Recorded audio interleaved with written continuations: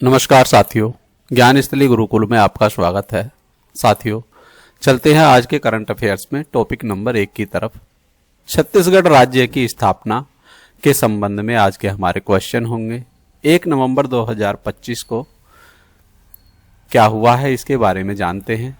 1 नवंबर 2025 को छत्तीसगढ़ के गठन की 25वीं वर्षगांठ के अवसर पर केंद्र सरकार ने इस राज्य को विकास उन्मुख विभिन्न परियोजनाओं के रूप में लगभग 14,260 रुपए की सौगात देने का ऐलान किया है। तो इससे हमारा सबसे पहला प्रश्न हमारे सामने, छत्तीसगढ़ की स्थापना कब हुई? तो छत्तीसगढ़ की स्थापना 1 नवंबर 2025 को हुई है। ऑप्शन नंबर 1 हमारा सही है। तो चलते हैं अगले प्रश्न की तरफ। अगले प्रश्न, छत्तीसगढ़ का गठन 1 नवंबर 2000 को मध्य प्रदेश से अलग करके किया गया है। छत्तीसगढ़ मध्य प्रदेश का अंग हुआ करता था, अब यह मध्य प्रदेश से अलग माना जाता है। वर्ष 2025 में छत्तीसगढ़ ने अपनी स्थापना का कौन सा वर्षगांठ मनाया है? तो ये 25वां वर्षगांठ मनाया गया है। ऑप्शन सी हमारा यहां पर सही है। अगले प्रश्न की तरफ चलते हैं। छत्तीसगढ़ ने अपना इस बार 25वां वर्षगांठ मनाया है। केंद्र सरकार ने छत्तीसगढ़ को स्थापना दिवस के अवसर पर कितनी राशि की सौगात दी है? तो 12,260 करोड़ रुपए की राशि दी है। इसे राउंड फिगर में 14,300 करोड़ रुपए पिछली योजना के बराबर बताया गया है। आगे चलते हैं अगले प्रश्न की तरफ। अगले प्रश्न की तरफ आते हैं। प्रधानमंत्री ने छत्तीसगढ़ में कौन सा प्रमुख सेक्टर प्राथमिकता में रखा है? तो यहां सड़क एवं ऊर्जा को प्राथमिकता रहा है। जो राशि दी गई है उसमें सड़क और ऊर्जा सबसे प्रमुख रहेंगे। अगले प्रश्न की तरफ चलते हैं। छत्तीसगढ़ के किस क्षेत्र में नई ग्रीनफील्ड हाईवे बनाई जा रही है? तो ये नई ग्रीनफील्ड हाईवे पथलगांव कुंकुरी बनाई जा रही है। ऑप्शन बी हमारा सही है। अगले प्रश्न की तरफ चलते हैं। ऊर्जा क्षेत्र में किस योजना के अंतर्गत बिजली वितरण सुधार किए जाएंगे? तो ऑप्शन बी RDSS के अंतर्गत यह सुधार किए जाएंगे। इनका विस्तृत व्याख्या आप पढ़ सकते हैं। प्रधानमंत्री आवास योजना ग्रामीण के तहत कितने लाभार्थियों को किस्त जारी की गई है? ऑप्शन हमारे सामने, तो यह 3 लाख लाभार्थियों को किस्त जारी की गई है। केंद्र सरकार ने स्थापना दिवस पर किस नए संस्थान की घोषणा की है? तो ये औषधि फार्मा पार्क की घोषणा की है। औद्योगिक विकास को प्रोत्साहन देने हेतु एक फार्मास्यूटिकल पार्क की स्थापना की जाएगी। नई गैस पाइपलाइन परियोजना की अनुमानित लंबाई कितनी है? तो 489 किलोमीटर इसकी अनुमानित लंबाई है।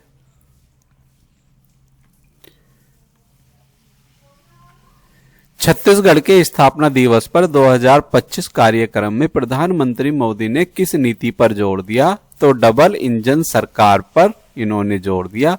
प्रधानमंत्री केंद्र और राज्य की संयुक्त विकास नीति यानी डबल इंजन सरकार पर यहां बल दिया गया है।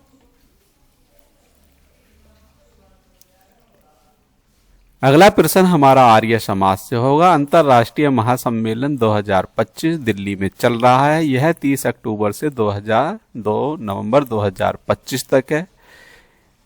इसके बारे में सबसे पहला प्रश्न हमारे सामने होगा। स्वामी दयानंद अंतर्राष्ट्रीय आर्य सम्मेलन 2025 कहां आयोजित किया गया? तो यह दिल्ली में आयोजित किया गया है।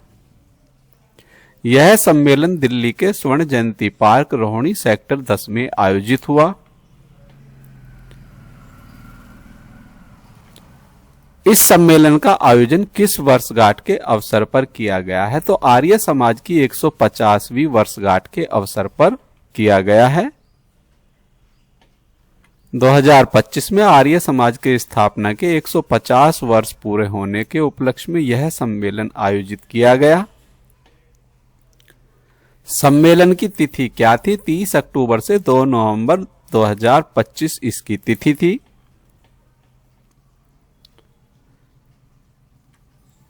सम्मेलन का प्रमुख उद्देश्य क्या था? ऑप्शन बी, वैदिक सिद्धांतों और आर्य समाज के आदर्शों का प्रसार करना इसका मुख्य उद्देश्य है। इस सम्मेलन में लगभग कितने देशों के प्रतिनिधियों ने भाग लिया? तो इस सम्मेलन में 42 देशों के प्रतिनिधियों ने यहां भाग लिया है। स्वामी दयानंद सरस्वती द्वारा स्थापित आर्य समाज की स्थापना कब हुई? तो यह 1875 में हुई है।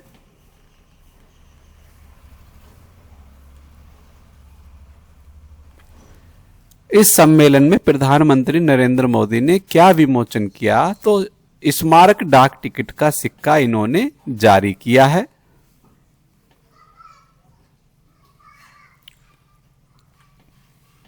इस आयोजन को किस अभियान का हिस्सा माना गया? तो इसे ज्ञान ज्योति महोत्सव का हिस्सा माना गया। ऑप्शन बी हमारा सही है।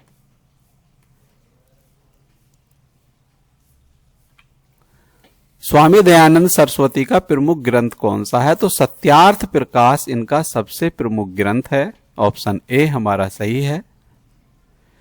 इसमें वेदों की महत्ता के बारे में बताया गया है।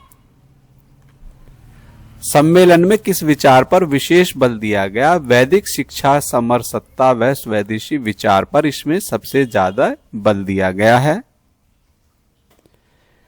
अमेरिका से 10 वर्ष का रक्षा समझौता हुआ है। पहला प्रश्न हमारे सामने, भारत और अमेरिका के बीच हाल ही में हुए 10 वर्ष के रक्षा समझौते का मुख्य उद्देश्य क्या है?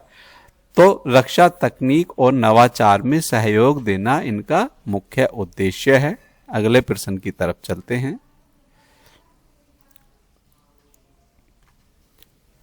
भारत अमेरिका 10 वर्षीय रक्षा समझौते पर हस्ताक्षर कब हुए? तो यह अक्टूबर 2025 में हुए हैं। ऑप्शन डी हमारा सही है।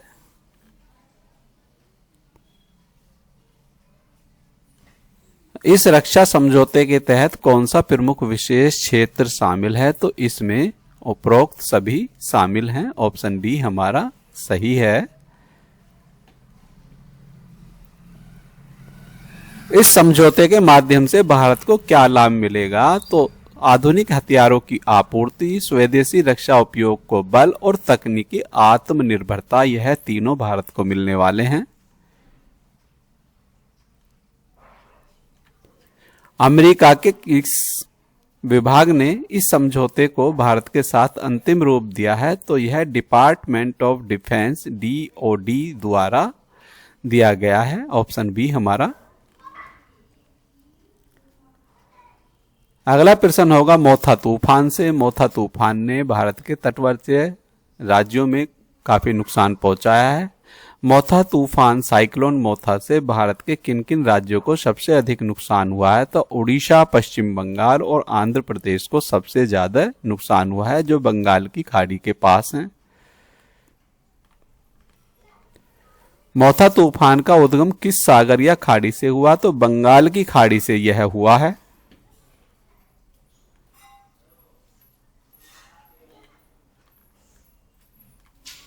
भारत में मोथा तूफान के कारण किस क्षेत्र में सबसे अधिक फसलों को नुकसान पहुंचा है? तो तटीय आंध्र प्रदेश के क्षेत्रों में सबसे ज्यादा नुकसान पहुंचा है।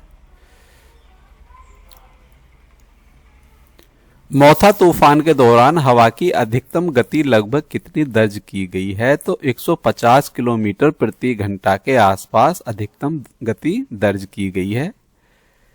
इस भूषण तूफान के दौरान हवा की गति कुछ स्थानों पर 160 से 180 किलोमीटर घंटा की भी दर्ज की गई, जो औसत 150 माना गया है।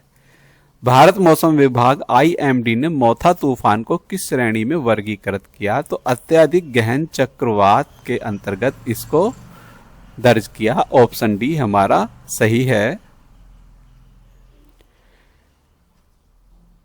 इसके साथ अगले प्रश्न है, ऑस्ट्रेलिया और भारत के क्रिकेट मैच से जो महिला क्रिकेट मैच में भारतीय टीम की जीत हुई है, यह match DY Patel stadium Navi Mumbai में खेला गया है।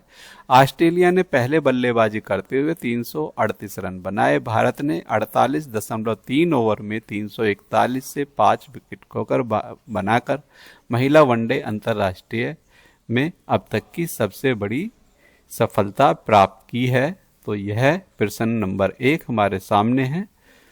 विश्व महिला कप 2025 का सेमीफाइनल मैच भारत और किस देश के बीच खेला गया? तो यह ऑस्ट्रेलिया के बीच खेला गया है।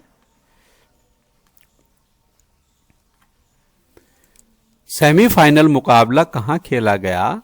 तो यह आपका option C DY Patil stadium में खेला गया है। भारत ने इस मैच में ऑस्ट्रेलिया के खिलाफ कितने रनों का लक्ष्य हासिल किया? तो 341 रनों का लक्ष्य हासिल किया है। भारत की ओर से सबसे अधिक रन किस खिलाड़ी ने बनाए? तो ऑप्शन सी जेमिमा रॉड्रिग्स ने सबसे ज्यादा रन बनाए। इन्होंने 127 रन की पारी खेली जो भारत को फाइनल में इन्होंने पहुंचाया है। भारत की कप्तान हरमनप्रीत कौर ने कितने रन बनाए? तो इन्होंने 89 रन बनाए हैं। कप्तान हरमनप्रीत कौर ने 88 गेंदों में 89 रन की शानदार पारी खेली है। यह जीत भारत की महिला टीम के लिए किस प्रकार की रही है? तो ODI में सबसे बड़ा रन चेंज यहां पर रहा है।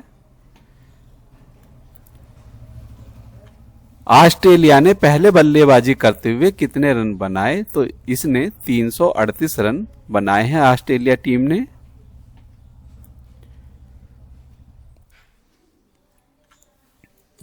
इस मैच में भारत को जीत के बाद फाइनल में किस टीम का सामना करना पड़ा? तो ऑप्शन सी दक्षिण अफ्रीका टीम का सामना करना पड़ा। दक्षिण अफ्रीका टीम का सामना भारत अब पाकिस्तान में दक्षिण अफ्रीका महिला टीम से भिड़ेगा। अब दक्षिण अफ्रीका की टीम से सामना होगा। इस मैच की विजेता खिलाड़ी प्लेयर ऑफ द मैच किसे चुना गया? तो जेमिमा रॉड्रिग्स को प्लेयर ऑफ द मैच चुना गया है। अगला प्रश्न, भारत की यह जीत महिला क्रिकेट के इतिहास में क्यों ऐतिहासिक मानी जा रही है? ऑप्शन बी क्योंकि यह सबसे बड़ा रन चेंज था, इसलिए यह सबसे श्रेष्ठ ऐतिहासिक जीत मानी जा रही है। साथियों, इसी के साथ हमारी करंट अफेयर्स की यह श्रृंखला पूरी होती है। यदि करंट अफेयर्स की श्रृंखला में आपको विस्तृत जानकारी चाहिए तो आप डिस्क्रिप्शन बॉक्स में सारी जानकारियों को विस्तार से पढ़ सकते हैं। इसी के साथ साथ हमारी अन्य वीडियो जैसे Hindi grammar, history, political, geography आदि की भी इसी तरह की PDF फॉर्म में आती हैं, तो उनको भी आप आराम से पढ़ सकते हैं।